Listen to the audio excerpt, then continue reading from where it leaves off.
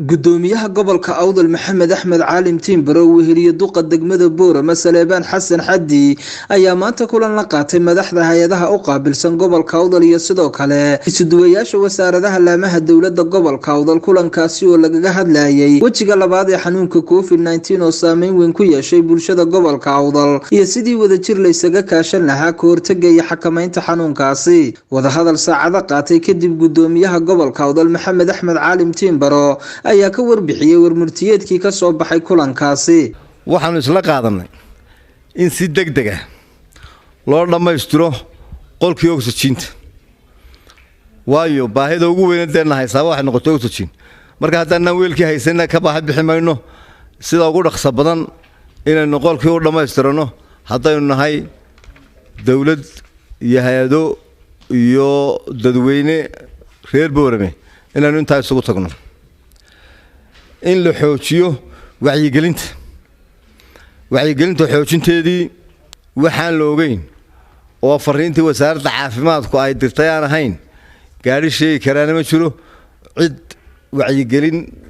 aan wasaaradda soo marinna cid samayn karta ma jirto talaalkii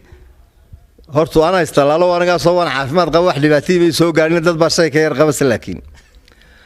dhibaato kalena uu kano xitaa intii doonaysayna wuxuuna ku ururtay cusbitaalka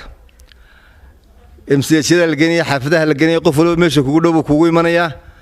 waa in meeshiisa lagu sugaa waxa laga bilaabayaa laakiin dhammaan isuduwayaasha wasaaradaha dadka sida loo kala waawan yahay qof walba liiskii baa laga rabaa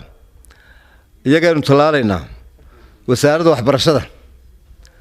gaar ahaan macallimiinta waa in liiskooda si degdeg u keentaan xafiiska isuduwaha wasaaradda caafimaadka gobolka in la helo shaqaale iyo gaari lagu soo buuxiyo haamaha gaarigii dawladda hoose gaarigeedii baanu qaadanay haami waa tan nimanka la hadlanay agaasimi guud waa la rarayaa wixii ka dambeeya wixii loo baahdo hay'adda SF ayaa iyana diyaar baanu nahay tirinaanu hawshaas wixii aan nooga baahan xagga gaadiidka aan kala qayb qaadano iyana way ku mahadsan tahay taana saasaan ku dhameeyna hay'adda Nadford waxa looga baahan yahay haddaynu wuxuu sheegno wixiina waxayna hubinuu noqdo dhibaatada ay leedahay in si degdeg ah loo helo meelaha ay abaar ka taagan tahay iyo meelaha biyo la'aan ka taagan tahay annagu gobol ahaan waxbaanu soo diyaarinay koobiga waanu siinaynaa iyana xog rasmi ah ay ka keenaan dhibaatada carafka xoolaha iyo ka dadka ah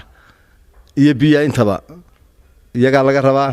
iyana waa inay ilaa beritoole hawshaas ku soo gabagabeeyaan sidoo kale gudoomiyaha gobolka Awdal oo hadalkiisa sii wata ayaa kulan degdeg ugu baaqay ganacsatada gobolka Awdal waxana uu yiri berito waxa shir isna degdeg looga baahan yahay isugu imanaya ganacsatada magaalada reer miyiga hore waxay oran jireen